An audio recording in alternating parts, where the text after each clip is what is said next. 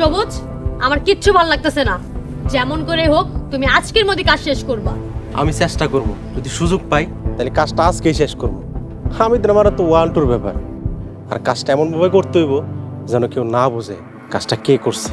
হামিদ দিন দিন আব্বা আম্মার কাছে ভালো মানুষ হয়ে যাইতেছে। আজকে দেখি আব্বার পাশে বসে আছে। ইচ্ছা করতেছিল ছোট লোকের বাচ্চারে জুতা দেয় পিটাই। আরে বসুক না, তাহলে সমস্যা কি? তোমার মাথায় কি গ্যাস্ট্রিক নাকি? চাকর কোন সাহসে মালিকের পাশে বসে?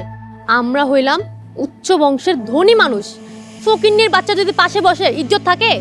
এ জামানায় এগুলো আর কেউ মানে না। যে মানে না তার লাথি মেরা পাশ থেকে ছুঁড়া ফালাইতে হইব। সুলতানা, আমিও তো গরিব, তাহলে কি আমি তোমারে কোনোদিনও পাবো না? তোমাকে আমি সব সময় বলি একটা কিছু করো, একটা কিছু করো। তুমি তাইরে নাইরে কইরা ঘুরে বেড়াইতেছো। একটা কথা মনে রাখো, তুমি যদি 2-1 বছরের মধ্যে সম্মানজনক একটা জায়গায় না যেতে পারো তাহলে আর আমার পাইবা না।